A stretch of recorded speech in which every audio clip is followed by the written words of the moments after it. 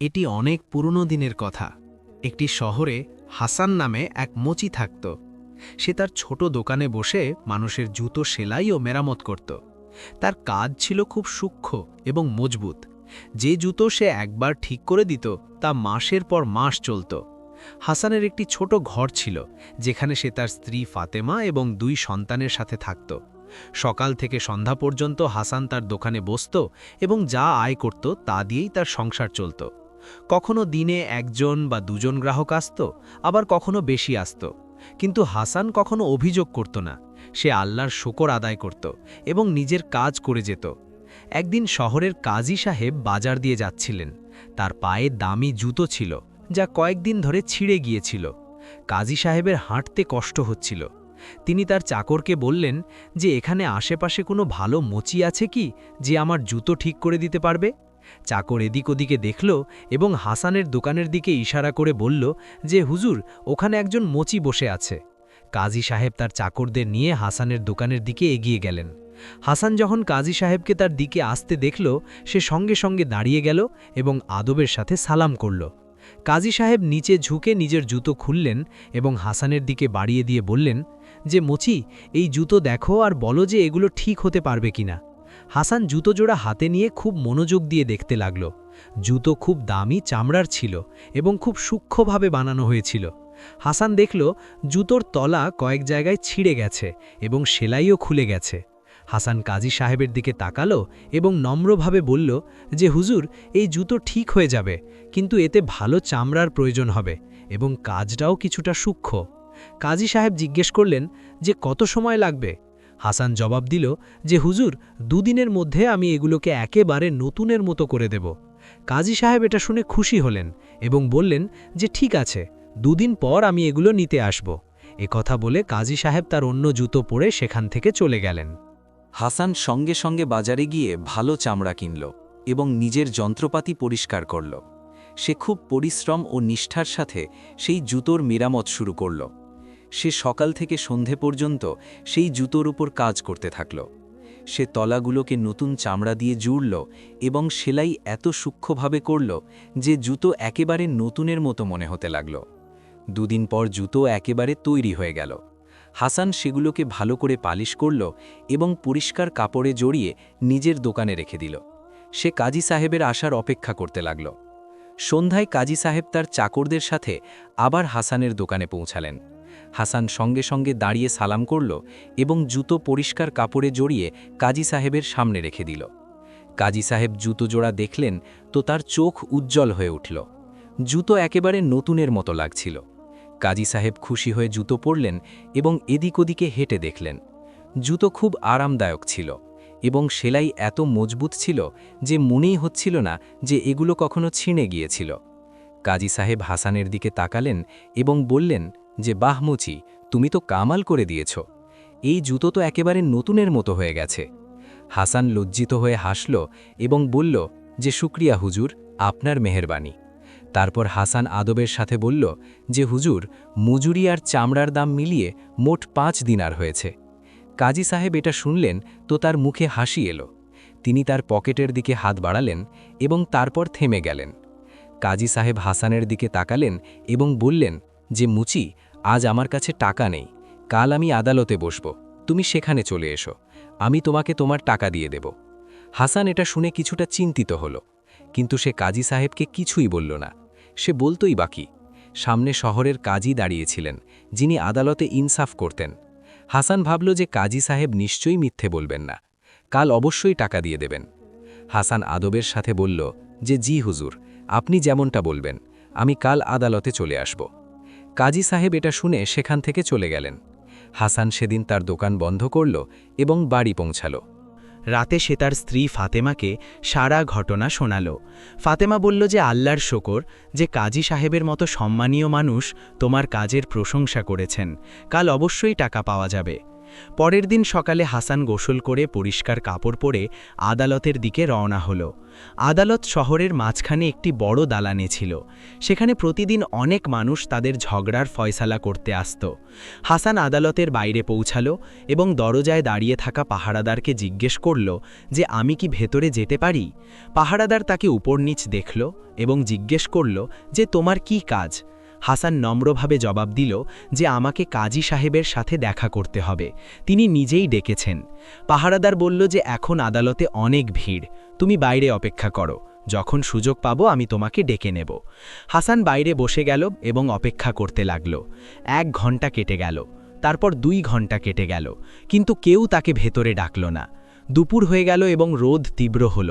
হাসান তৃষ্ণার্ত ও ক্লান্ত ছিল, কিন্তু সে সেখানেই বসে থাকল। সন্ধ্যা হতে লাগল তো আদালত থেকে মানুষ বাইরে বের হতে লাগল। হাসান আবার পাহারাদারকে জিজ্ঞেস করল যে আমি কখন ভেতরে যেতে পারি।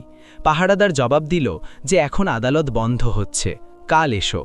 হাসানের মন ভেঙে গেল, সে বুঝতে পারছিল না যে কি করবে। সে খালি হাতে বাড়ি ফিরে গেল। বাড়ি পৌঁছে সে তার স্ত্রীকে সব কথা বলল। ফাতেমা বলল যে কোনো কথা নয়, কাল আবার চেষ্টা করো। পরের দিন হাসান আবার আদালতে গেল এবং সারা দিন অপেক্ষা করতে থাকল, কিন্তু তবুও তাকে ভেতরে ডাকা হলো না। এইভাবে 3 দিন কেটে গেল। হাসান রোজ সকাল থেকে সন্ধ্যা পর্যন্ত আদালতের বাইরে বসে থাকত, কিন্তু তার কাজী সাহেবের সাথে দেখা করার সুযোগ হতো না। চতুর্থ দিন হাসান সাহস করে পাহারাদারের সাথে আবার কথা বলল। সে বলল যে ভাই, আমি 3 দিন ধরে এখানে অপেক্ষা করছি, আমাকে শুধু 5 দিনার নিতে হবে, যা কাজী সাহেব আমার জুতো সেলাই করিয়েছিলেন। পাহারাদার হেসে বলল যে মুচি, তুমি জানো না যে কাজী সাহেব কেমন? তিনি আদালতে তো খুব ন্যায়পরায়ণ সাজেন, কিন্তু নিজের টাকার ব্যাপারে খুব কৃপণ। তোমার মতো আরও অনেক লোক আছে যাদের টাকা তিনি দেননি, তোমার নিজের টাকা পাওয়া মুশকিল। হাসান এটা শুনে অবাক হয়ে গেল। তার বিশ্বাসই হচ্ছিল না যে মানুষটি আদালতে বসে মানুষকে ইনসাফ দেয়, সে নিজেই এতটা বেঈমান হতে পারে। হাসানের মন দমে গেল। সে ভাবল যে যদি কাজী সাহেবই জালেম হন, তবে আমি কার কাছে ইনসাফ চাইব। সে উদাস মনে বাড়ি ফিরে গেল। বাড়ি পৌঁছে সে তার স্ত্রীকে সব কথা বলল। ফাতেমাও এটা শুনে চিন্তিত হয়ে পড়ল। তাদের ওই 5 দিনারের খুব দরকার ছিল। ঘরে খাবার দাবার শেষ হয়ে আসছিল এবং বাচ্চাদেরও কাপড়ের দরকার ছিল। ফাতেমা হাসানকে বলল যে তুমি আরও একবার চেষ্টা করো, হয়তো কাজী সাহেবের মন গলে যাবে। হাসান মাথা নেড়ে সায় দিল, কিন্তু তার মনে এক অদ্ভুত অস্থিরতা ছিল। তার মনে হচ্ছিল যে কাজী সাহেব তার টাকা দেওয়ার পাত্র নন। সারা রাত হাসান ঘুমাতে পারল না। সে বারবার এটাই ভাবতে থাকল যে আমি কি করব, কিভাবে নিজের হকের টাকা ফেরত নেব। সকাল হতেই হাসান আবার আদালতের দিকে বের হলো। এবার সে জেদ ধরেছিল যে যাই হোক না কেন সে কাজী সাহেবের সাথে দেখা করেই ছাড়বে। হাসান আদালতের বাইরে পৌঁছালো তো দেখল যে আজও সেখানে অনেক ভিড় ছিল। অনেক মানুষ তাদের ঝগড়ার ফয়সালা করানোর জন্য লাইনে দাঁড়িয়েছিল। হাসান ভাবল যে আজ আমি যে কোনো অবস্থায় কাজী সাহেবের সাথে কথা বলবো। আদালতের ভেতরে ঢোকার চেষ্টা করতে লাগলো, কিন্তু পাহারাদার তাকে আটকে দিল। পাহারাদার কড়াকড়ি করে বলল যে মুচি, তুমি রোজ এখানে চলে আসো আর আমাদের বিরক্তি বাড়াও। যদি তোমাকে কাজী সাহেবের সাথে দেখা করতেই হয়, তবে আগে কোনো উকিলকে টাকা দাও, সেই তোমার কথা কাজী সাহেব পর্যন্ত পৌঁছাবে। হাসান বলল যে ভাই, আমার কাছে এত টাকা নেই যে আমি উকিলকে দেব, আমাকে তো শুধু আমার 5 দিনার ফেরত নিতে হবে। পাহারাদার হেসে বলল যে তবে তুমি যাও এখান থেকে, এখানে বিনা টাকায় কোনো কাজ হয় না। হাসান নিরাশ হয়ে ফিরে যাচ্ছিল। তখনই সে দেখল যে আদালতের এক কোণে কিছু বৃদ্ধ লোক বসে কথা বলছেন। হাসান তাদের কাছে গেল এবং আদবের সাথে সালাম করল। বুজুর্গরা জবাব দিলেন এবং জিজ্ঞেস করলেন যে বেটা তুমি কে আর কি কাজ। হাসান তাদের নিজের পুরো কাহিনী শোনাল, যে কিভাবে কাজী সাহেব তাকে দিয়ে জুতো সেলাই করালেন এবং টাকা দেওয়ার ওয়াদা করেছিলেন, কিন্তু এখন দেখা করতে এড়িয়ে চলছেন। বুজুর্গরা মাথা নাড়লেন এবং বললেন যে বেটা, এটা কোনো নতুন কথা নয়, কাজী সাহেব অনেকের সাথেই এমনটা করেন। তিনি আদালতে তো বড় ইনসাফ পছন্দ সাজেন, কিন্তু নিজের ব্যাপারে খুব চালাক। একজন বুজুর্গ বললেন যে বেটা, আমরা তোমাকে একটা পরামর্শ দিচ্ছি, যদি তুমি নিজের টাকা ফেরত নিতে চাও তবে তোমাকেও কিছুটা চালাকি দেখাতে হবে। সরাসরি চাইলে তুমি কিছুই পাবে না। হাসান জিজ্ঞেস করল যে আমি কি করব। বুজুর্গ বললেন যে তুমি এটা করো, কাল তুমি আদালতে অন্য কারো সাথে ঝগড়ার বাহানায় যাও। যখন কাজী সাহেব তোমাকে দেখবেন তো হয়তো তার তোমার কথা মনে পড়ে যাবে। হাসান ভাবল যে এটাও একটা রাস্তা। সে বুজুর্গদের শুকরিয়া জানালো এবং সেখান থেকে চলে গেল। বাড়ি পৌঁছে হাসান তার স্ত্রী ফাতেমাকে সব কথা বলল। ফাতেমা বলল যে তুমি যাই করো ভেবেচিন্তে করো, কোথাও কোনো বিপদে না পড়ে যাও। হাসান বলল যে আমাকে কিছু একটা করতেই হবে, আমরা এই টাকা ছাড়া চলতে পারবো না। সারা রাত হাসান একটি ফন্দি ভাবল। সে তার প্রতিবেশী করিমের সাথে কথা বলল। করিম একজন দর্জি ছিল এবং হাসানের পুরনো বন্ধু ছিল। হাসান করিমকে বলল যে ভাই, আমার তোমার সাহায্য চাই। করিম জিজ্ঞেস করল যে কি সাহায্য চাই ভাই। হাসান পুরো কাহিনী শোনালো এবং তারপর বলল যে তুমি কাল আমার সাথে আদালতে চলো, আমরা দুজন একটি নাটক করব। তুমি আমার উপর এই অভিযোগ লাগাবে যে আমি তোমার 10 দিনার ধার নিয়েছিলাম এবং ফেরত দিচ্ছি না। আমি অস্বীকার করব, তারপর আমরা দুজন কাজী সাহেবের সামনে পৌঁছাবো। করিম জিজ্ঞেস করল যে কিন্তু এতে লাভ কি হবে। হাসান বলল যে যখন কাজী সাহেব আমাকে দেখবেন তো তার আমার কথা মনে পড়ে যাবে, তারপর হয়তো তিনি আমার টাকা দিয়ে দেবেন। যদি নাও দেন তবে আমি তার সামনে নিজের কথা রাখতে পারব। করিম হাসানের অসহায়ত্ব দেখল তো তার মন গলে গেল, সে রাজি হয়ে গেল। পরের দিন সকালে হাসান এবং করিম দুজনেই পরিষ্কার কাপড় পরে আদালতে পৌঁছালো। করিম চিৎকার করে বলছিল যে এ মোচি বেঈমান, এ আমার 10 দিনার নিয়েছিল এবং ফেরত দিচ্ছে না। হাসানও জোরে বলছিল যে মিথ্যা বলছে, আমি এর থেকে কখনো টাকা নেইনি। দুজনের আওয়াজ শুনে পাহারাদার তাদের কাছে এলো এবং জিজ্ঞেস করল যে কি হচ্ছে এখানে। করিম বলল যে আমাদের দুজনের ঝগড়া, আমাদের কাজী সাহেবের থেকে ইনসাফ চাই। পাহারাদার তাদের দুজনকে আদালতের ভেতরে পাঠিয়ে দিল। আদালতে কাজী সাহেব উঁচু চেয়ারে বসেছিলেন, তার সামনে অনেক লোক নিজের নিজের কথা রাখছিল। হাসান এবং করিম লাইনে দাঁড়িয়ে গেল। ধীরে ধীরে তাদের পালা এলো। যখন কাজী সাহেব হাসানকে দেখলেন তো প্রথমে তার মনে পড়ল না, তারপর কিছুক্ষণ পর তার মনে পড়ল যে সেই মোচি যে তার জুতো সেলাই করেছিল। কাজী সাহেবের মুখে হালকা দুশ্চিন্তা এলো, কিন্তু তিনি নিজেকে সামলে নিলেন এবং শক্ত গলায় জিজ্ঞেস করলেন যে তোমাদের দুজনের কি ঝগড়া। করিম এগিয়ে গিয়ে বলল যে হুজুর, এ মোচি এ আমার থেকে 6 মাস আগে 10 দিনার ধার নিয়েছিল। আমি অনেকবার চেয়েছি কিন্তু এ এড়িয়ে যায়, এখন আমি অতিষ্ঠ হয়ে গেছি। হুজুর, এর থেকে ইনসাফ পাইয়ে দিন। কাজী সাহেব হাসানের দিকে তাকালেন এবং জিজ্ঞেস করলেন যে মুচি কি এ সত্যি বলছে।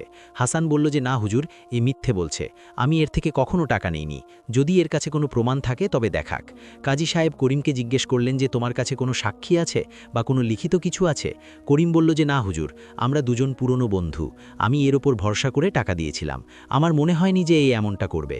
কাজী সাহেব কিছুটা ভাবলেন এবং তারপর বললেন যে যদি কোনো প্রমাণ না থাকে তবে আমি কিভাবে ফয়সালা করব। এই ফাঁকে হাসান সাহস করে বলল যে হুজুর, একটা কথা বলবো। কাজী সাহেব বললেন যে হ্যাঁ বলো। হাসান বলল যে হুজুর, আমি একজন গরিব মোচি, আমি সততার সাথে আমার কাজ করি, আমি কখনো কারো হক মারিনি, কিন্তু হুজুর কখনো কখনো বড়লোকরা গরিবদের হক মেরে নেয় আর গরিব কিছুই করতে পারে না। কাজী সাহেবের মনে হলো হাসান তারই দিকে ইশারা করছে, তার মুখ শক্ত হয়ে গেল। তিনি বললেন যে মোচি, তুমি ফালতু কথা বলো না, তুমি নিজের ঝগড়ার দিকে মন দাও। হাসান বলল যে হুজুর, আমি শুধু এটাই বলছি যে যখন বড়লোকেরাই গরিবের হক মেরে নেয় তবে গরিব কার কাছে ইনসাফ চাইবে। কাজী সাহেব এটা শুনে বিরক্ত হলেন। তিনি শক্ত গলায় বললেন যে মুচি, তোমার কথার মানে কি? তুমি কি কারোর উপর অভিযোগ করছো? হাসান সাহস জোগালো এবং বলল যে হুজুর, আমি কারোর উপর অভিযোগ করছি না, আমি শুধু নিজের কথা বলছি। আদালতে থাকা মানুষজন মন দিয়ে শুনতে লাগলো। সবার মনে হচ্ছিল যে কোনো বিশেষ কথা হচ্ছে। কাজী সাহেব চিন্তিত হয়ে পড়লেন। তার মনে হচ্ছিল যে হাসান যদি ওখানে সবার সামনে তার কথা বলে দেয় তবে তার ইজ্জত মাটিতে মিশে যাবে। কাজী সাহেব তাড়াতাড়ি বললেন যে ঠিক আছে, এই মামলা পরে দেখা যাবে, তোমরা দুজন এখন বাইরে যাও। হাসান বুঝে গেল যে কাজী সাহেব ভয় পেয়েছেন। সে বলল যে না হুজুর, এখনই ফয়সালা করুন, আমি অনেক দিন ধরে অপেক্ষায় আছি। কাজী সাহেব রাগে বললেন যে মুচি, তুমি খুব কথা বলছো, চুপচাপ বাইরে যাও, নয়তো তোমাকে জেল পাঠিয়ে দেব। হাসান দেখল যে কাজী সাহেব হুমকি দিচ্ছেন, কিন্তু সে হার মানল না। সে উঁচু গলায় বলল যে হুজুর, যদি আপনি আমাকে জেল পাঠাতে চান তবে পাঠিয়ে দিন, কিন্তু আগে আমাকে আমার কথা বলার সুযোগ তো দিন। আদালতে নিস্তব্ধতা ছেয়ে গেল। সবাই অবাক ছিল যে একজন গরিব মুচি কাজী সাহেবের সাথে এইভাবে কথা বলছে কিভাবে। কাজী সাহেব বুঝে গেলেন যে যদি তিনি হাসানকে চুপ না করান তবে মামলা বিগড়ে যাবে। তিনি কিছুটা নরম হয়ে বললেন যে ঠিক আছে, বলো কি বলতে চাও। হাসান বলল যে হুজুর, আগেই ঝগড়ার ফয়সালা করে দিন, এর কাছে কোনো প্রমাণ নেই যে আমি এর থেকে টাকা নিয়েছি। করিমও বুঝে গেল যে এখন সময় এসে গেছে। সে বলল যে হুজুর, আমাকে মাফ করে দিন, আমি মিথ্যা অভিযোগ লাগিয়েছিলাম, আসলে এ আমার থেকে টাকা নেয়নি, আমরা দুজন বন্ধু এবং আমরা এই নাটক এজন্য করেছিলাম যাতে এই আদালতে আসতে পারে। মানুষ অবাক হয়ে গেল। কাজী সাহেবের মুখ রাগে লাল হয়ে গেল। তিনি চিৎকার করে বললেন যে এই কি অভদ্রতা, তোমরা দুজন আদালতে মিথ্যে বললে তোমাদের সাজা হওয়া উচিত। হাসান বলল যে হুজুর, আমরা মিথ্যে এজন্য বলেছি কারণ আমার আপনার সাথে দেখা করার আর কোনো রাস্তা ছিল না। আমি 5 দিন ধরে আপনার দরজায় দাঁড়িয়ে আছি, কিন্তু আপনি আমাকে ভেতরে আসতে দেননি। কাজী সাহেব জিজ্ঞেস করলেন যে আমার কাছে তোমার কি কাজ ছিল। হাসান বলল যে হুজুর, আপনার মনে আছে আপনি আমাকে দিয়ে নিজের জুতো সেলাই করিয়েছিলেন? আমি খুব পরিশ্রম করে আপনার জুতো ঠিক করেছিলাম। আপনি বলেছিলেন যে আদালতে চলে এসো, আমি তোমাকে টাকা দিয়ে দেব, কিন্তু আপনি আমাকে 5 দিনার দেননি। আদালতে থাকা সব মানুষ যখন এটা শুনল তো নিজেদের মধ্যে ফিসফাস শুরু করল। কাজী সাহেবের বেইজ্জতি হচ্ছিল। কাজী সাহেব মিথ্যে বলে উঠলেন যে মুচি, তুমি মিথ্যে বলছো, আমি তোমাকে টাকা দিয়ে দিয়েছিলাম। হাসান বলল যে না হুজুর, আপনি দেননি, যদি দিতেন তবে আমি এখানে কেন আসতাম? কাজী সাহেব চিন্তিত হয়ে পড়লেন। তিনি বুঝতে পারছিলেন না যে কি করবেন। যদি তিনি মেনে নেন তবে তার ইজ্জত চলে যাবে, যদি অস্বীকার করেন তবে হাসান শোরগোল করতে পারে। তখনই হাসান বলল যে হুজুর, যদি আপনি চান তবে আমি প্রমাণ দিতে পারি। আমি যে চামড়া কিনেছিলাম তার রসিদ আমার কাছে আছে, এবং আপনার জুতোর উপর আমি যে সেলাই দিয়েছিলাম তা বিশেষ ধরনের ছিল। আপনি আপনার জুতো দেখিয়ে দিন, তবে সবাই জানতে পারবে। কাজী সাহেব আরও বেশি চিন্তিত হয়ে পড়লেন। তার এখন মনে হচ্ছিল যে হাসান সত্যি বলছে এবং তিনি ফেঁসে গেছেন। কাজী সাহেব এখন খুব দুশ্চিন্তায় ছিলেন। তিনি বুঝতে পারছিলেন না যে এই বিপদ থেকে কিভাবে বের হবেন। আদালতে থাকা সব মানুষ মন দিয়ে শুনছিল এবং তাদের নজর কাজী সাহেবের উপর টিকে ছিল। হাসান দেখল যে কাজী সাহেব ঘাবড়ে গেছেন, তো সে আরও এক চাল চালল। হাসান উঁচু গলায় বলল যে হুজুর, যদি আপনি আমাকে টাকা দিয়ে থাকেন তবে আমি এখানে সবার সামনে মাফ চেয়ে নেব এবং আপনার পায়ে পড়ে যাব, কিন্তু যদি আপনি টাকা না দিয়ে থাকেন তবে আপনি আমাকে আমার হক পাইয়ে দিন। আদালতে বসে থাকা কিছু বুজুর্গ মাথা নাড়লেন। তাদের মনে হচ্ছিল যে এই মুচি সত্যি বলছে। কাজী সাহেব দেখলেন যে মানুষ তার থেকে প্রশ্ন করতে শুরু করেছে, তো তিনি রাগে বললেন যে খামোশ, এটা আমার আদালত এবং আমি যে ফয়সালা করব সেটাই সঠিক হবে। তুমি খুব বেশি কথা বলছো। আগে তুমি আদালতে মিথ্যে বললে এবং এখন তুমি আমার ওপর অভিযোগ লাগাচ্ছ। হাসান নম্রভাবে কিন্তু দৃঢ় গলায় বলল যে হুজুর, আমি মিথ্যে শুধু এখানে পৌঁছানোর জন্য বলেছিলাম, এখন আমি পুরো সত্য বলছি। আপনি আমাকে দিয়ে জুতো সেলাই করালেন এবং টাকা দেননি। আমি 5 দিন ধরে আপনার দরজায় দাঁড়িয়েছিলাম, কিন্তু আমাকে ভেতরে আসতে দেওয়া হয়নি। এই পুরো আদালত সাক্ষী, আপনি পাহারাদারদের জিজ্ঞেস করে নিন। আদালতে বসা মানুষরা একে অপরের দিকে তাকালো। কিছু মানুষ ফিসফাস শুরু করে দিল। একজন বুজুর্গ দাঁড়িয়ে বললেন যে কাজী সাহেব, যদি এই মুচি সত্যি বলছে তবে আপনাকে এর হক দিয়ে দেওয়া উচিত। আমরা সবাই জানি যে আপনি ইনসাফের জন্য পরিচিত। কাজী সাহেবের মনে হলো এখন মামলা তার হাত থেকে বেরিয়ে যাচ্ছে। তিনি কড়া গলায় বললেন যে তোমরা মাঝখানে কথা বলো না, এটা আমার ব্যক্তিগত ব্যাপার এবং আমি নিজেই এটা সামলাব। হাসান বলল যে হুজুর, যদি এটা আপনার ব্যক্তিগত ব্যাপার হয় তবে এই আদালত কেন? আদালত তো ইনসাফের জন্য হয়। এখানে প্রত্যেকের ইনসাফ পাওয়া উচিত, সে ধনী হোক বা গরিব। কাজী সাহেব রাগে টেবিলে হাত মারলেন এবং বললেন যে ব্যাস, অনেক হয়েছে, আমি তোমাকে এক্ষুনি জেলে পাঠিয়ে দিচ্ছি, পাহারাদারদের ডাকো। হাসান হিম্মত হারাল না। সে বলল যে হুজুর, আপনি আমাকে জেলে পাঠাতে পারেন, কিন্তু সত্য বদলাবে না। আপনি আমার 5 দিনার দেননি, আপনি যা খুশি করুন, কিন্তু আমি নিজের কথা থেকে পিছু হটব না। তখনই আদালতে বসা আরও একজন বুজুর্গ দাঁড়ালেন। তিনি বললেন যে কাজী সাহেব, আমাকে একটা কথা বলতে হবে, যদি অনুমতি দেন। কাজী সাহেব বিরক্ত হয়ে বললেন যে হ্যাঁ বলো, কি বলতে চাও? বুজুর্গ বললেন যে হুজুর, আমি এই শহরে অনেক বছর ধরে থাকি, আমি আপনার আদালতে অনেক ফয়সালা শুনেছি। আপনি সব সময় বলেন যে যার কাছে প্রমাণ আছে সেই সত্যি বলছে। যদি এই মুচি মিথ্যে বলছে তবে এর কাছে কি প্রমাণ আছে? আর যদি আপনি সত্যি বলছেন তবে আপনার কাছে কি প্রমাণ আছে যে আপনি একে টাকা দিয়ে দিয়েছেন? আদালতে নিস্তব্ধতা ছেয়ে গেল। সব মানুষ কাজী সাহেবের দিকে তাকাতে লাগল। কাজী সাহেবের ঘাম ছুটতে লাগল। তিনি বুঝতে পারছিলেন না যে কি জবাব দেবেন। হাসান সুযোগ দেখে বলল যে হুজুর, আমার কাছে প্রমাণ আছে। আমি যে চামড়া কিনেছিলাম তার রসিদ আমার কাছে আছে, আর আপনার জুতোর ওপর আমি যে সেলাই দিয়েছিলাম তা আমার বিশেষ পদ্ধতির। অন্য কোনো মুচি তেমন সেলাই দিতে পারবে না। যদি আপনি আপনার জুতো দেখিয়ে দেন তবে সবাই জানতে পারবে। কাজী সাহেব ভাবলেন যে যদি তিনি জুতো দেখিয়ে দেন তবে হাসানের কথা সত্য প্রমাণিত হয়ে যাবে। তিনি বললেন যে আমার জুতো আমার বাড়িতে আছে, আমি এখন দেখাতে পারবো না। হাসান বলল যে কোনো কথা নয় হুজুর, আমি কাল আবার আসব, আপনি কাল জুতো নিয়ে আসবেন। আদালতে বসা মানুষ এখন খোলাখুলি কথা বলতে লাগল। সবার মনে হচ্ছিল যে কাজী সাহেব মিথ্যে বলছেন। একজন লোক বলল যে যদি কাজী সাহেব সত্যি সত্যি টাকা দিয়ে দিতেন তবে তিনি এখনই জুতো দেখিয়ে দিতেন। অন্যজন বলল যে হ্যাঁ, এই কথা তো ঠিক। কাজী সাহেব খুব দুশ্চিন্তায় পড়ে গেলেন। তার মনে হচ্ছিল যে তার ইজ্জত মাটিতে মিশে যাচ্ছে। তিনি তাড়াতাড়ি বললেন যে ঠিক আছে হয়তো আমার মনে নেই, হতে পারে যে আমি তোমাকে টাকা দেইনি, কিন্তু তুমিও তো আদালতে মিথ্যে বললে, এর সাজা কি হবে? হাসান বলল যে হুজুর, আমি নিজের সাজার জন্য তৈরি, কিন্তু আগে আপনি আমাকে আমার 5 দিনার দিয়ে দিন, তারপর আপনি যে সাজা খুশি দিতে পারেন। আদালতে বসা একজন উকিল দাঁড়িয়ে বললেন যে কাজী সাহেব, আমি একটা কথা বলতে চাই, যদি অনুমতি দেন। কাজী সাহেব ক্লান্ত গলায় বললেন যে হ্যাঁ বলো। উকিল বললেন যে হুজুর, আইন অনুযায়ী যদি কেউ কাউকে দিয়ে কাজ করায় এবং তার টাকা না দেয় তবে তা অপরাধ, আর যদি কেউ আদালতে মিথ্যা বলে তবে তাও অপরাধ। কিন্তু এই মোচি মিথ্যা শুধু এজন্য বলেছে কারণ তার আদালত পর্যন্ত পৌঁছানোর আর কোনো রাস্তা ছিল না। আসল অপরাধ তো এটা যে কোনো গরিবের হক মেরে নেওয়া হয়। আদালতে বসা অনেক মানুষ মাথা নেড়ে সায় দিল, আর একজন লোক বলল যে একথা একেবারেই ঠিক। যদি কাজী সাহেব আগেই এই মোচিকে তার টাকা দিয়ে দিতেন তবে এই সব কিছু হতো না। কাজী সাহেবের এখন মনে হচ্ছিল যে পুরো আদালত তার বিরুদ্ধে হয়ে গেছে। তিনি ভাবলেন যে যদি এখনও তিনি জেদ করেন তবে তার সব ইজ্জত চলে যাবে, হয়তো মানুষ তার উপর ভরসা করা বন্ধ করে দেবে। তাহলে তিনি কাজী থাকবেন কিভাবে? তিনি একটি গভীর শ্বাস নিলেন এবং বললেন যে ঠিক আছে, আমি মানছি যে হয়তো আমার থেকে ভুল হয়ে গেছে, আমি এই মোচিকে তার টাকা দিয়ে দেব। হাসানের মুখে হালকা হাসি এলো। সে বলল যে শুক্রিয়া হুজুর, আমি জানতাম যে আপনি ইনসাফ অবশ্যই করবেন। কিন্তু কাজী সাহেব চালাকি করে বললেন যে কিন্তু মোচি, তুমি আদালতে মিথ্যা বললে, এর সাজা তো পাওয়া উচিত। আমি তোমাকে 5 দিনার দিচ্ছি, কিন্তু তোমাকে 10টি চাবুকের বাড়িও খেতে হবে। আদালতে আবার শোরগোল শুরু হলো। মানুষ নিজেদের মধ্যে কথা বলতে লাগলো। কিছু মানুষের মনে হলো এই সাজা খুব কঠোর। হাসান ভাবল যে যদি সে অস্বীকার করে তবে হয়তো সে টাকাও পাবে না আর সাজাও হয়ে যাবে। সে সাহস করে বলল যে হুজুর, আমি আপনার সাজা মাথা পেতে নিচ্ছি, কিন্তু একটি শর্ত আছে। কাজী সাহেব জিজ্ঞেস করলেন যে কি শর্ত? হাসান বলল যে হুজুর, আগে আপনি আমাকে আমার 5 দিনার দিয়ে দিন, তারপর আপনি যে সাজা খুশি দিতে পারেন, আমি তৈরি। কাজী সাহেব ভাবলেন যে চলো, অন্তত এ তো মানল। তিনি তার কোষাধ্যক্ষকে ডাকলেন এবং বললেন যে এই মুচিকে 5 দিনার দিয়ে দাও। কোষাধ্যক্ষ হাসানকে 5 দিনার দিল। হাসান সেগুলো গুনল এবং নিজের পকেটে রেখে নিল।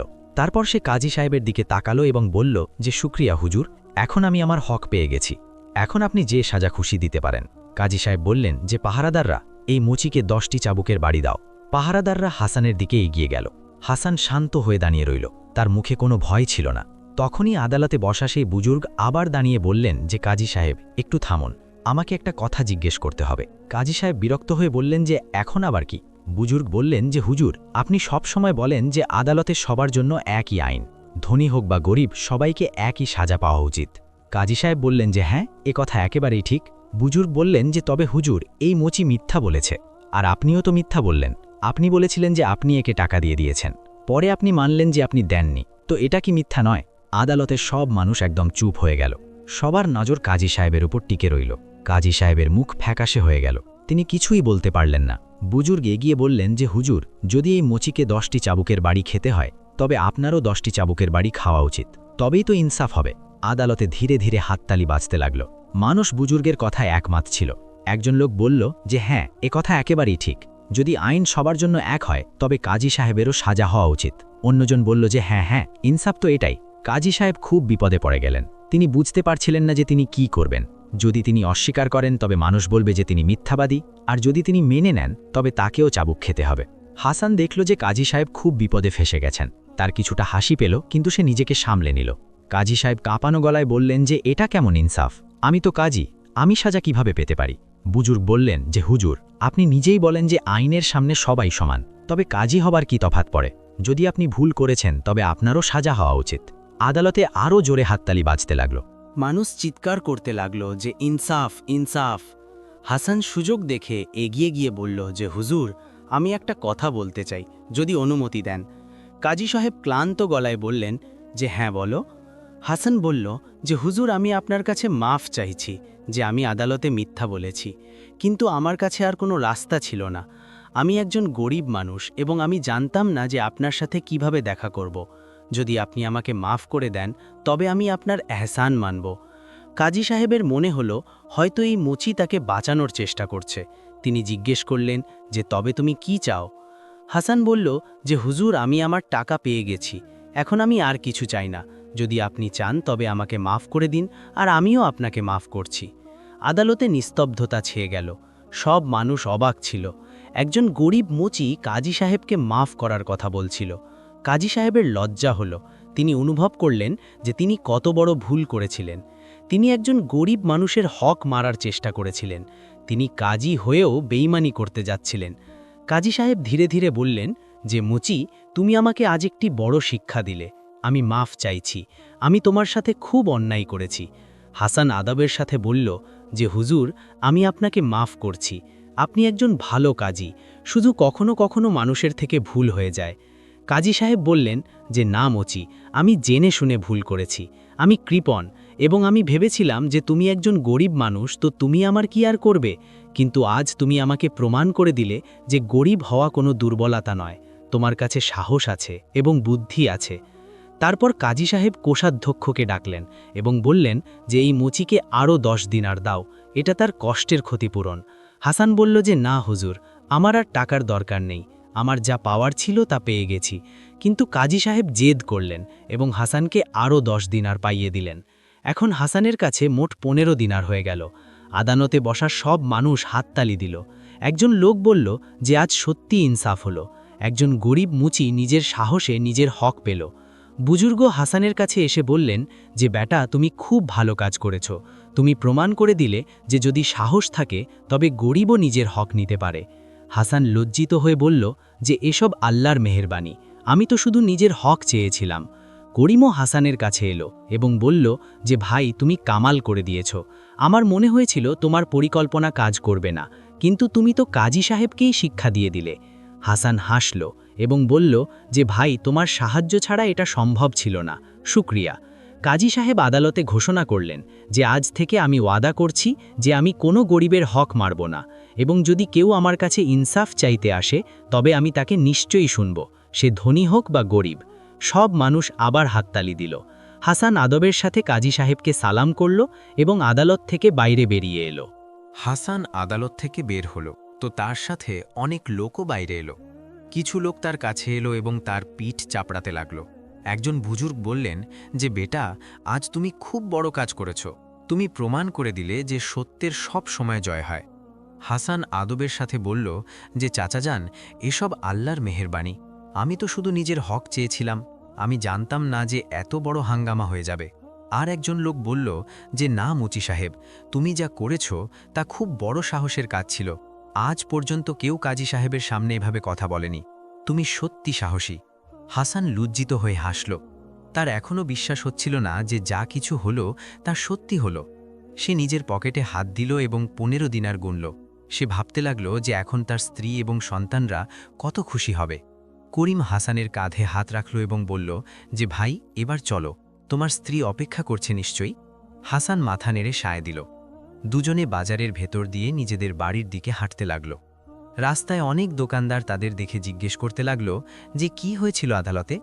খবর তো পুরো বাজারে ছড়িয়ে গিয়েছিল যে এক মুচি কাজী সাহেবকে আদালতেই শিক্ষা দিয়ে দিয়েছে। একজন ময়রা হাসানকে ডাকল এবং বলল যে মুচি ভাই, এসো, তোমাকে মিষ্টি খাওয়াই, তুমি খুব ভালো কাজ করেছ। হাসান মানা করল এবং বলল যে না ভাই, এখন আমাকে বাড়ি যেতে হবে, অন্য কোনো দিন আসব। ময়রা বলল যে না না, শুধু অল্প মিষ্টি নিয়ে নাও, এটা আমার তরফ থেকে উপহার। হাসান দেখল যে ময়রার কথা ফেলতে পারবে না, তো সে অল্প মিষ্টি নিয়ে নিল। ময়রা বলল যে ভাই, আজ তুমি আমাদের মতো ছোট দোকানদারদের মাথা উঁচু করে দিলে, এখন কোনো বড় লোকের সাহস হবে না যে আমাদের হক মারে। হাসান বলল যে ভাই, এটা ভেবো না, সবাই খারাপ হয় না, কাজী সাহেবও ভালো মানুষ, শুধু তার থেকে এই ভুল হয়ে গিয়েছিল। এইভাবে রাস্তায় আরও অনেক লোক মিলল যারা হাসানের প্রশংসা করল। কিছু লোক তো তাকে নিজের বাড়িতে খাওয়ার দাওয়াত দিল। হাসান সবাইকে ধন্যবাদ দিতে থাকল এবং এগিয়ে যেতে থাকল। অবশেষে সে নিজের বাড়ি পৌঁছে গেল। বাড়ির দরজায় তার স্ত্রী ফাতেমা দাঁড়িয়েছিল। তাকে খুব দুশ্চিন্তাগ্রস্ত লাগছিল। যেমনই সে হাসানকে দেখল, তো সঙ্গে সঙ্গে তার কাছে এলো এবং জিজ্ঞেস করল যে কি হয়েছে, তুমি এত দেরি কেন করলে, আমি খুব ঘাবড়ে গিয়েছিলাম। হাসান হাসতে হাসতে বলল যে ফাতেমা, আজ অনেক কিছু হয়েছে, আগে আমাকে ভেতরে তো যেতে দাও, তারপর আমি তোমাকে সব বলছি। দুজনে ভেতরে গেল। হাসান তার সন্তানদের জড়িয়ে ধরল। তার ছেলে ইব্রাহিম আর মেয়ে আয়েশা দুজনেই খুশিতে লাফাতে লাগল। ইব্রাহিম জিজ্ঞেস করল যে আব্বাজান, আপনি টাকা পেয়েছেন? হাসান মাথা নেড়ে সায় দিল এবং নিজের পকেট থেকে 15 দিনার বের করে ফাতেমার হাতে রেখে দিল। ফাতেমা এটা দেখে অবাক হয়ে গেল। সে বলল যে এত টাকা কোথা থেকে এলো, তুমি তো বলেছিলে যে শুধু 5 দিনার পাওয়ার কথা ছিল। হাসান বসে পুরো কাহিনী শোনাল। সে বলল যে কিভাবে সে এবং করিম মিলে একটি পরিকল্পনা বানিয়েছিল কিভাবে তারা আদালতে পৌঁছল, কিভাবে কাজী সাহেব প্রথমে অস্বীকার করলেন এবং তারপর কিভাবে মানুষ হাসানকে সঙ্গ দিল। ফাতেমা মন দিয়ে শুনতে থাকল। যখন হাসান সব গল্প শুনিয়ে দিল তখন ফাতেমার চোখে জল এসে গেল। সে বলল যে আল্লাহর শুকর, আমার তো ভয় লাগছিল যে তোমার কোনো বিপদ না হয়ে যায়, কিন্তু আল্লাহ তোমাকে সাহায্য করেছেন। হাসান বলল যে হ্যাঁ ফাতেমা, আল্লাহ সত্যি আমাকে সাহায্য করেছেন এবং সেই মানুষগুলো যারা আদালতে আমার পাশে দাঁড়িয়েছিল। ছোট ছেলে ইব্রাহিম জিজ্ঞেস করল যে আব্বাজান, কাজী সাহেব কি খারাপ মানুষ? হাসান ছেলেকে কোলে বসালো এবং বলল যে না বেটা, কাজী সাহেব খারাপ মানুষ নন। ওনার থেকে একটা ভুল হয়ে গিয়েছিল। প্রতিটা মানুষের থেকেই ভুল হতে পারে, কিন্তু যে নিজের ভুল মেনে নেয় এবং ক্ষমা চেয়ে নেয় সেই ভালো মানুষ। ইব্রাহিম জিজ্ঞেস করল যে তবে আমাদের কি করা উচিত যখন কেউ আমাদের সাথে ভুল করে? হাসান বলল যে বেটা, আমাদের সবসময় নিজের হক চাওয়া উচিত, কিন্তু ভালোবাসা আর আদবের সাথে। আমাদের কখনো হিম্মত হারালে চলবে না। আর সবচেয়ে জরুরি কথা হলো এই যে আমাদের আল্লাহর উপর ভরসা রাখা উচিত। আল্লাহ সবসময় সত্য মানুষের সাহায্য করেন। ছোট মেয়ে আয়শা জিজ্ঞেস করল যে আব্বাজান, এখন আমরা এই টাকা দিয়ে কি করব? হাসান হাসতে হাসতে বলল যে বেটি, প্রথমে তো আমরা তোমার আর ইব্রাহিমের জন্য নতুন জামা কাপড় কিনব, তারপর ঘরের জন্য খাবার দাবারের জিনিস আনব, আর বাকি টাকা দিয়ে আমি আমার দোকানের জন্য কিছু নতুন যন্ত্রপাতি কিনব। ফাতেমা বলল যে আর হ্যাঁ, আমাদের করিম ভাইকেও কিছু দেওয়া উচিত, তিনি তোমাকে অনেক সাহায্য করেছেন। হাসান বলল যে হ্যাঁ, এই কথা তো ঠিক, কাল আমি করিমের জন্য কিছু নিয়ে যাব। রাতে খাবার খাবার পর পুরো পরিবার খুব খুশি ছিল। বাচ্চারা ঘুমিয়ে পড়ল, আর হাসান ও ফাতেমা বাইরে উঠানে বসে কথা বলতে লাগল। ফাতেমা বলল যে তুমি জানো, আজ আমার সবচেয়ে বেশি আনন্দ কোন কথায় হয়েছে? হাসান জিজ্ঞেস করল যে কি? ফাতেমা বলল যে আমার আনন্দ হয়েছে যে তুমি তোমার হিম্মত হারানি। তুমি 5 দিন পর্যন্ত আদালতের বাইরে বসে থাকলে, কিন্তু তুমি হার মানোনি। এটাই তো আসল জয়। হাসান ফাতেমার হাত ধরল এবং বলল যে এই সব তোমার সাহসের কারণে হয়েছে। যদি তুমি আমাকে সঙ্গ না দিতে, তবে হয়তো আমি হার মেনে যেতাম। পরের দিন সকালে হাসান নিজের দোকানে গেল। দোকান খুলতেই অনেক মানুষ আসতে লাগল। কিছু মানুষ নিজের জুতো ঠিক করাতে এসেছিল, আর কিছু মানুষ শুধু হাসানের সাথে দেখা করতে এসেছিল। একজন লোক বলল যে মুচি সাহেব, আমার জুতোর মেরামত করবেন? আমি শুনেছি যে আপনি খুব ভালো কাজ করেন। হাসান জুতো দেখল এবং বলল যে হ্যাঁ ভাই, এটা তো আরামেই ঠিক হয়ে যাবে, 2 দিন পরে এসো। সারা দিন হাসানের দোকানে ভিড় লেগে থাকল। সন্ধ্যা পর্যন্ত সে এত কাজ পেয়ে গেল যা সারা মাসেও মিলত না। হাসান খুব খুশি ছিল। সে ভাবল যে আল্লাহ তার মেহনত আর হিম্মতের ফল দিয়ে দিয়েছেন। পরের দিন হাসান বাজারে গেল এবং নিজের বাচ্চাদের জন্য নতুন জামা কাপড় কিনল। সে ফাতেমার জন্যও একটা সুন্দর ওড়না কিনল। তারপর সে করিমের দোকানে গেল। করিম তার দোকানে কাপড় সেলাই করছিল। হাসানকে দেখে সে খুশি হয়ে গেল। করিম বলল যে এসো ভাই, কেমন আছো? হাসান বলল যে আল্লাহর মেহেরবানিতে সব ঠিক আছে। আমি তোমাকে শুকরিয়া জানাতে এসেছি, তুমি আমাকে অনেক সাহায্য করেছ। হাসান তার পকেট থেকে 5 দিনার বের করল এবং করিমের দিকে বাড়িয়ে দিল। করিম মানা করে বলল যে না ভাই, আমি এই টাকা নিতে পারবো না, আমি তো শুধু বন্ধুত্ব পালন করেছি। হাসান বলল যে ভাই, এই টাকা নয়, এটা বন্ধুত্বের উপহার। তুমি বিপদে আমার পাশে দাঁড়িয়েছ, আমি তোমার উপকারের কথা কখনো ভুলব না। করিমের চোখে জল এসে গেল। সে হাসানকে জড়িয়ে ধরল এবং বলল যে ভাই, তুমি সত্যিই খুব ভালো মানুষ, আল্লাহ তোমাকে সবসময় খুশি রাখুন। কিছুদিন কেটে গেল। হাসানের দোকানে কাজ বাড়তে থাকল। মানুষ দূর দূরান্ত থেকে এসে নিজের জুতো ঠিক করাতে লাগল। হাসানের মেহনত আর সততার কারণে তার নাম পুরো শহরে ছড়িয়ে গেল। একদিন হাসান নিজের দোকানে বসে কাজ করছিল, তখনই একজন লোক ঘোড়ায় চড়ে এলো। সেই লোকটা খুব ভালো পোশাক পরেছিল। সে হাসানকে জিজ্ঞেস করল যে তুমি কি হাসান মুচি? হাসান দাঁড়িয়ে আদবের সাথে বলল যে জি হ্যাঁ, আমি হাসান। লোকটা বলল যে আমি কাজী সাহেবের চাকর, কাজী সাহেব তোমাকে ডেকেছেন। হাসান কিছুটা ঘাবড়ে গেল। সে ভাবল যে কাজী সাহেব কি এখন তার থেকে বদলা নিতে চান, কিন্তু তারপর সে সাহস করল এবং বলল যে ঠিক আছে, আমি আসছি। হাসান নিজের দোকান বন্ধ করল এবং চাকরের সাথে রওনা দিল। কিছুক্ষণের মধ্যে সে কাজী সাহেবের বাড়িতে পৌঁছে গেল। এটা একটা অনেক বড় আর সুন্দর বাড়ি ছিল। চাকর হাসানকে ভেতরে নিয়ে গেল। কাজী সাহেব একটা বড় ঘরে বসেছিলেন। তিনি হাসানকে দেখলেন তো দাঁড়িয়ে গেলেন এবং হাসলেন। কাজী সাহেব বললেন যে, এসো হাসান, বসো। হাসান আদবের সাথে বসল। সে এখনও বুঝতে পারছিল না যে কাজী সাহেব তাকে কেন ডেকেছেন। কাজী সাহেব বললেন যে, হাসান, আমি তোমাকে এজন্য ডেকেছি কারণ আমি তোমাকে একটা কথা বলতে চাই। সেদিন আদালতে যা কিছু হলো তা থেকে আমি অনেক শিক্ষা পেয়েছি। আমি ভেবেছিলাম যে আমি একজন ভালো কাজী, কিন্তু আমি নিজেই বেইমানি করছিলাম। তুমি আমাকে আমার ভুলের কথা অনুভব করিয়েছ। হাসান বলল যে, হুজুর, ওসব তো অতীত হয়ে গেছে, এখন আপনি ওসব ভুলে যান। কাজী সাহেব বললেন যে, না হাসান, আমি ভুলতে পারি না, আর আমি চাইও না যে ভুলি। আমি চাই যে এই কথা সব সময় আমার মনে থাকুক, যাতে আমি আবারও এমন ভুল না করি। তারপর কাজী সাহেব একটা থলি উঠালেন এবং হাসানের দিকে বাড়িয়ে দিয়ে বললেন যে, এই নাও, এতে 100 দিনার আছে। হাসান অবাক হয়ে গেল। সে বলল যে, হুজুর, এটা কি? আমার আর টাকার দরকার নেই, আপনি আমাকে আগেই অনেক দিয়েছেন। কাজী সাহেব বললেন যে, না হাসান, এই টাকা তোমার মেহনত আর হিম্মতের ইনাম।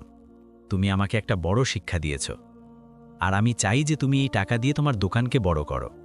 হাসান বলল যে, কিন্তু হুজুর, এতগুলো টাকা আমি নিতে পারবো না। কাজী সাহেব বললেন যে, হ্যাঁ হাসান, এটা আমার খুশি যে আমি তোমাকে এটা দিচ্ছি। তুমি একজন সৎ আর মেহনতি মানুষ, আর এমন মানুষের এগিয়ে যাওয়া উচিত।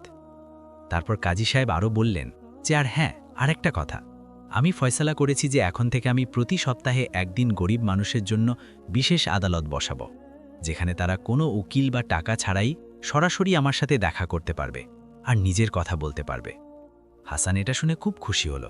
সে বলল যে, হুজুর, এটা খুব ভালো কথা, এতে অনেক গরিব মানুষের উপকার হবে। কাজী সাহেব বললেন যে, হ্যাঁ, আর এই সব তোমার কারণে হচ্ছে। তুমি আমাকে আয়না দেখিয়েছ, এখন আমি একজন উন্নত কাজী হওয়ার চেষ্টা করব। হাসান থলি নিল এবং কাজী সাহেবকে শুকরিয়া জানালো। সে বাড়ি ফিরে এলো এবং ফাতেমাকে সব কিছু বলল। ফাতেমা খুব খুশি হলো। সে বলল যে, দেখো, আল্লাহ কিভাবে ভালো মানুষকে নেয়ামত দান করেন। হাসান সেই টাকা দিয়ে একটা বড় দোকান কিনল। সে আরও 2 জন মচিকে কাজে রাখল। তার কাজ আরও বেড়ে গেল, কিন্তু হাসান কখনো নিজের সততা ছাড়ল না। সে সবসময় মেহনতের সাথে কাজ করতে থাকল এবং মানুষের সাথে ভালো ব্যবহার করতে থাকল। কিছু মাস পর পুরো শহরে হাসানের দোকান বিখ্যাত হয়ে গেল। মানুষ তাকে একটা উদাহরণ হিসেবে দেখতে লাগল। বাচ্চাদের তাদের বাবা মায়েরা বলতো যে, দেখো, হাসান মুচির মতো হও, সেই সৎ আর মেহনতি। একদিন হাসান নিজের দোকানে বসেছিল, তখনই কিছু গরিব লোক তার কাছে এলো। একজন লোক বলল যে, হাসান ভাই, আমাদের আপনার সাহায্য চাই। হাসান জিজ্ঞেস করল যে, কি সাহায্য চাই ভাই? সেই লোকটা বলল যে, আমাদের সাথেও একজন জালিম লোক ধোঁকা করেছে। আমরা তাকে দিয়ে কাজ করিয়েছি, কিন্তু সে আমাদের টাকা দেয়নি। আমরা আদালতে গিয়েছিলাম, কিন্তু আমাদের শুনানি হয়নি। আপনি কি আমাদের সাহায্য করতে পারেন? হাসান বলল যে, ভাই, এখন তো কাজী সাহেব প্রতি সপ্তাহে গরিবদের জন্য বিশেষ আদালত বসান। তোমরা সেখানে যাও, তোমাদের কথা অবশ্যই শোনা হবে। লোকটা বলল যে, হ্যাঁ, আমরা এটা জানি, কিন্তু আমরা জানি না যে আদালতে কিভাবে কথা বলতে হয়। আমরা ভয় পাই। আপনি কি আমাদের সাথে চলবেন? হাসান কিছুটা ভাবল। তারপর সে বলল যে, ঠিক আছে, আমি তোমাদের সাথে চলব। পরের সপ্তাহে হাসান সেই গরিব লোকেদের সাথে আদালতে গেল। কাজী সাহেব হাসানকে দেখলেন তো হাসলেন। তিনি বললেন যে, এসো হাসান, কি ব্যাপার? হাসান বলল যে, হুজুর, এই লোকগুলো আপনার কাছে ইনসাফ চাইতে এসেছে। আমি শুধু এদের সাথে আছি। কাজী সাহেব সেই লোকেদের কথা মন দিয়ে শুনলেন এবং তাদের ইনসাফ পাইয়ে দিলেন। সেই লোকগুলো খুব খুশি হয়ে গেল। এরপরে যখনই কোনো গরিব মানুষ বিপদে পড়ত, তো সে হাসানের কাছে আসত, আর হাসান সব সময় তাদের সাহায্য করত। ধীরে ধীরে হাসান পুরো শহরে একজন সম্মানীয় মানুষ হয়ে উঠল। বছর কেটে গেল। হাসানের কাজ আরও বাড়ল। এখন তার 3টে দোকান ছিল এবং অনেক মচি তার সাথে কাজ করত। কিন্তু হাসান কখনো ভুলল না যে সে কোথা থেকে এসেছে। সে সব সময় গরিবদের সাহায্য করতে থাকল। সে একটা ছোট স্কুলও খুলল, যেখানে গরিব বাচ্চারা বিনামূল্যে পড়তে পারত। হাসানের বাচ্চারাও বড় হয়ে গেল। ইব্রাহিম একজন ভালো ব্যবসায়ী হয়ে গেল, আর আয়েশার বিয়ে একটা ভালো ঘরে হয়ে গেল। ফাতেমাও খুব খুশি ছিল। একদিন হাসান নিজের দোকানে বসেছিল। তখনই একজন বৃদ্ধ লোক এলো। তাকে খুব দুর্বল লাগছিল। সে হাসানকে বলল যে, বেটা, আমার তোমার কাছে একটা কাজ আছে। হাসান আদবের সাথে বলল যে, হ্যাঁ চাচা যান, বলুন। বৃদ্ধ লোকটা বলল যে, আমি খুব গরিব, আমার কাছে জুতো কেনার টাকা নেই, কিন্তু আমার পুরনো জুতো একদম ছিঁড়ে গেছে। তুমি কি আমার জন্য কিছু করতে পারো? হাসান বৃদ্ধ লোকটার জুতো দেখল। ওগুলো সত্যিই খুব খারাপ অবস্থায় ছিল। হাসান বলল যে, চাচা যান, আপনি বসুন, আমি এক্ষুনি আপনার জন্য নতুন জুতো বানিয়ে দিচ্ছি। বৃদ্ধ লোকটা বলল যে, কিন্তু বেটা, আমার কাছে টাকা নেই। হাসান হাসতে হাসতে বলল যে, চাচা যান, টাকার কোনো ব্যাপার নেই, এটা আমার পক্ষ থেকে আপনাকে উপহার। হাসান একজোড়া নতুন জুতো বের করল এবং বৃদ্ধ লোকটাকে দিল।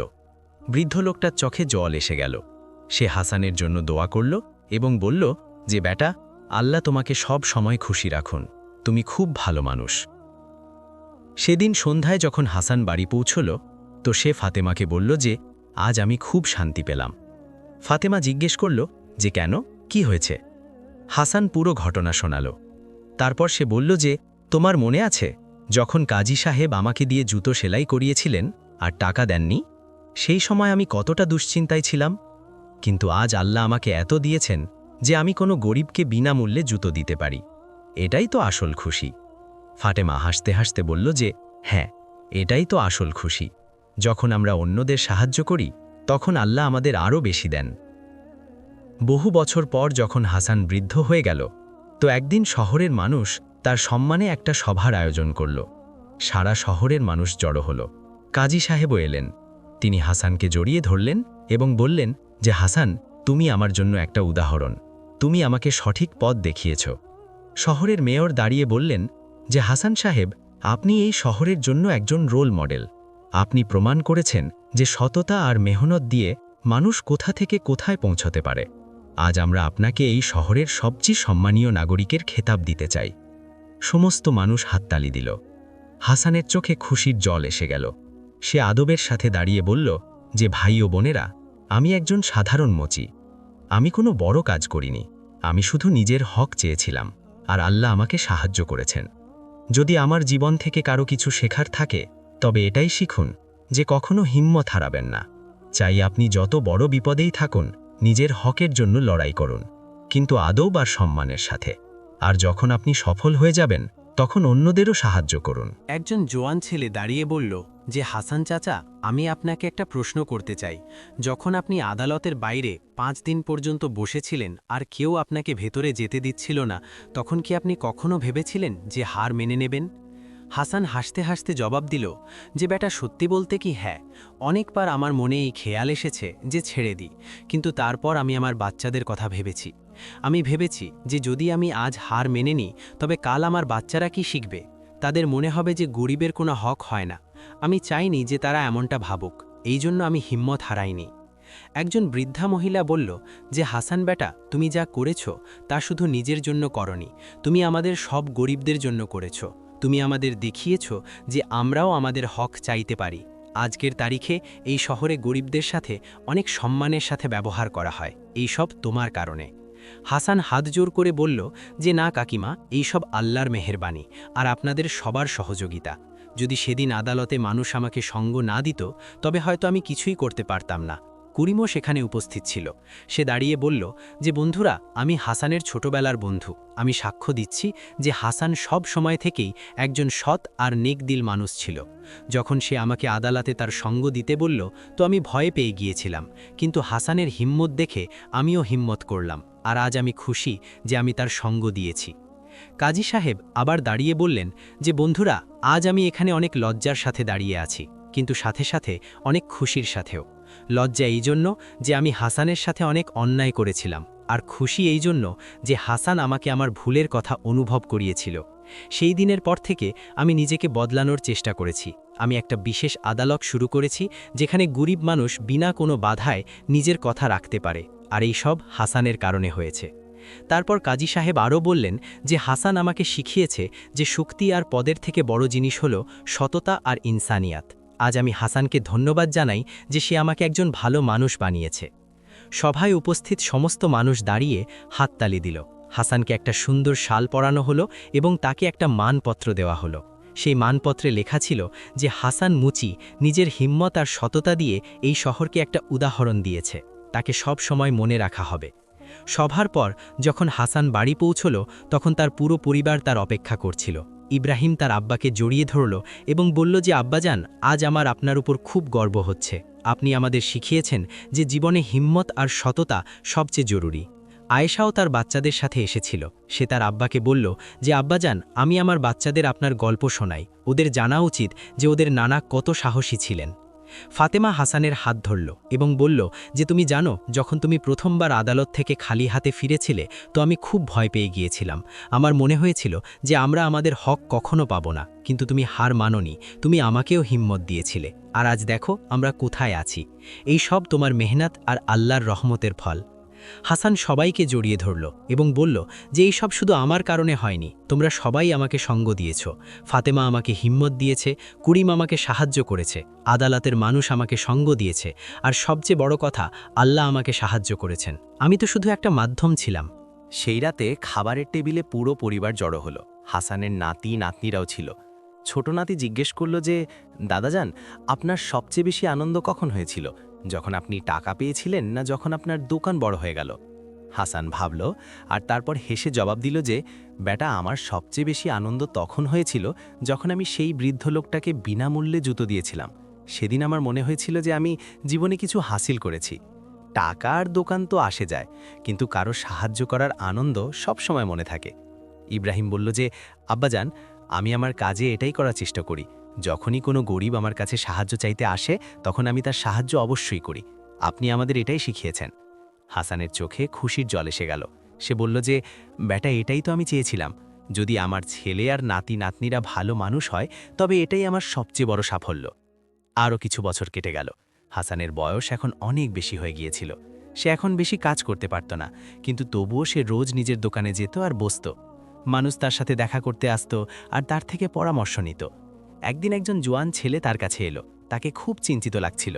সে হাসানকে বলল যে চাচাজান, আমার সাথেও একজন জালেম লোক ধোঁকা করেছে। আমি তার জন্য কাজ করেছি, কিন্তু সে আমাকে টাকা দেয়নি। আমি কি করব? আমি বুঝতে পারছি না। হাসান তাকে আদর করে বসালো এবং বলল যে বেটা, প্রথমে তো ঘাবড়ে যেও না। প্রতিটা বিপদের কোনো না কোনো সমাধান থাকে। তুমি কি চেষ্টা করেছো এখনো পর্যন্ত? ছেলেটি বলল যে আমি সেই লোকের বাড়িতে অনেকবার গেছি, কিন্তু সে আমাকে তাড়িয়ে দেয়। আমি আদালতে যেতে চাই, কিন্তু আমার ভয় লাগে। হাসান হাসতে হাসতে বলল যে ভয় কিসের বেটা? আদালত ইনসাফের জন্য হয়। তুমি হিম্মত নিয়ে যাও আর নিজের কথা বলো। যদি তুমি সত্যি কথা বলো, তবে আল্লাহ অবশ্যই তোমাকে সাহায্য করবেন। আর হ্যাঁ, একটা কথা মনে রাখবে, সবসময় অদবের সাথে কথা বলবে, রাগ করবে না, নিজের প্রমাণ জোগাড় করবে। আর সবচেয়ে জরুরি কথা হলো এই যে হার মানবে না, চাই যতই মুশকিল আসুক। ছেলেটি বলল যে চাচাজান, কিন্তু আমি তো গরিব, কি আদালতে আমার কথা শোনা হবে? হাসান তার কাঁধে হাত রাখল এবং বলল যে বেটা, গরিব হওয়া কোনো দুর্বলতা নয়। আমিও তো গরিব ছিলাম, কিন্তু আমি আমার হক পেয়েছি। এখনই শহরে একটা বিশেষ আদালত আছে, যেখানে গরিব মানুষ সহজেই নিজের কথা বলতে পারে। তুমি সেখানে যাও, আর যদি তোমার আমাকে দরকার পড়ে, তবে আমি তোমার সাথে যেতে পারি। ছেলেটির চোখে আশার আলো ফুটে উঠল। সে বলল যে সত্যি চাচাজান, আপনি আমার সাথে চলবেন? হাসান বলল যে হ্যাঁ বেটা, আমি সবসময় সেই লোকেদের সাথে আছি যারা নিজের হকের জন্য লড়াই করে। পরের সপ্তাহে হাসান সেই ছেলেটির সাথে আদালতে গেল। কাজী সাহেব এখন অনেক বৃদ্ধ হয়ে গিয়েছিলেন, কিন্তু তিনি এখনও আদালতে বসতেন। তিনি হাসানকে দেখলেন তো খুশি হয়ে গেলেন। কাজী সাহেব বললেন যে এসো হাসান ভাই, অনেক দিন পর দেখা দিলে, কেমন আছো? হাসান বলল যে আল্লাহর মেহেরবানিতে ঠিক আছি। আমি এই ছেলেটির সাথে এসেছি, এর আপনার থেকে ইনসাফ চায়। কাজী সাহেব মন দিয়ে ছেলেটির কথা শুনলেন এবং তাকে ইনসাফ পাইয়ে দিলেন। ছেলেটি খুব খুশি হয়ে গেল। সে হাসানের পা ছুলো এবং বলল যে চাচাজান, আপনি আমার কাছে ভগবানের মতো, আপনি আমাকে সাহায্য করেছেন। হাসান তাকে উঠালো এবং বলল যে না বেটা, আমি তো একজন সাধারণ মানুষ, আমি শুধু তোমাকে রাস্তা দেখিয়েছি। আসল মেহনত তো তুমি করেছ। তুমি হিম্মত করে নিজের হক চাইতে গিয়েছ, এটাই তো আসল বাহাদুরি। সেই দিনটি হাসানের জীবনের শেষ দিন ছিল, যখন সেও আদালতে গিয়েছিল। তার কিছুদিন পর সে অসুস্থ হয়ে পড়ল। ডাক্তাররা অনেক চেষ্টা করলেন, কিন্তু এখন তার বয়স অনেক হয়ে গিয়েছিল। এক রাতে হাসান তার পুরো পরিবারকে নিজের কাছে ডাকল। সবাই তার বিছানার আশেপাশে বসে গেল। হাসান দুর্বল গলায় বলল যে বাচ্চারা, আমার সময় এসে গেছে, কিন্তু আমি খুশি। আমি একটা ভালো জীবন কাটালাম, আমি আমার হক নিলাম, আমি অন্যদের সাহায্য করলাম, আর সবচেয়ে বড় কথা, আমি তোমাদের সবার মতো পরিবার পেলাম। ফাতেমা কাঁদছিল। হাসান তার হাত ধরল এবং বলল যে কেঁদো না, আমরা সাথে খুব ভালো সময় কাটিয়েছি, আল্লাহ আমাদের অনেক কিছু দিয়েছেন। তারপর হাসান ইব্রাহিমের দিকে তাকালো এবং বলল যে বেটা, তুমি তোমার কাজে সৎ থেকো। কখনো কারো হক মারবে না, আর সব সময় গরিবদের সাহায্য করবে। ইব্রাহিম কাঁদতে কাঁদতে বলল যে জি আব্বাজান, আমি আপনার প্রতিটা কথা মনে রাখব।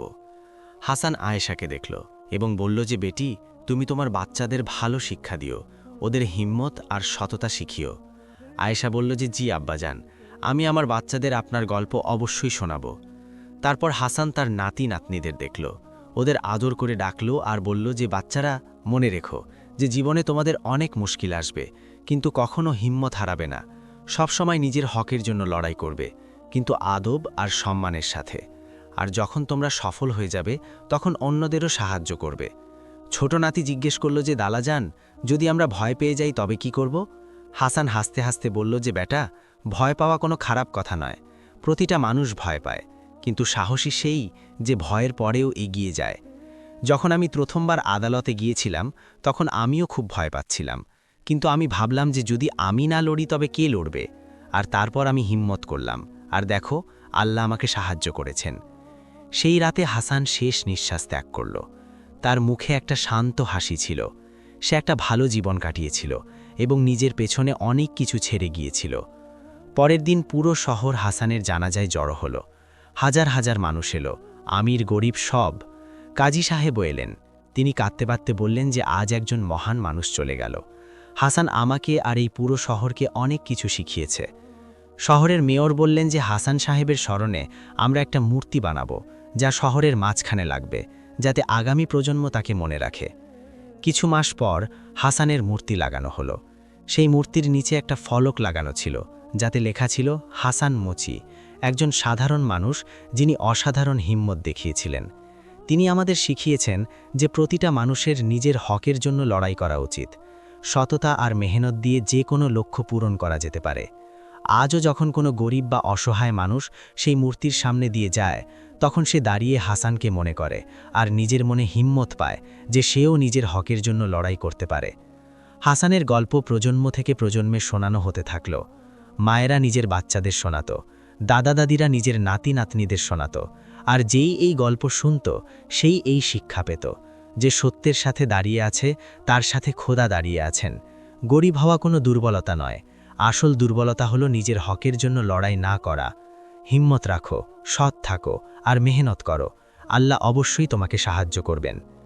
এই গল্প থেকে আমরা এই শিক্ষা পাই যে চাই আমরা যত বড় গরিব বা দুর্বলই হই না কেন, আমাদের নিজের হকের জন্য অবশ্যই লড়াই করা উচিত। হিম্মত, সততা আর সবর দিয়ে প্রতিটা মুশকিল পার করা যেতে পারে। আর যখন আমরা সফল হব তখন আমাদের অন্যদেরও সাহায্য করা উচিত, কারণ আসল সফলতা এটাই যে আমরা অন্যদের জীবনেও খুশি আনতে পারি।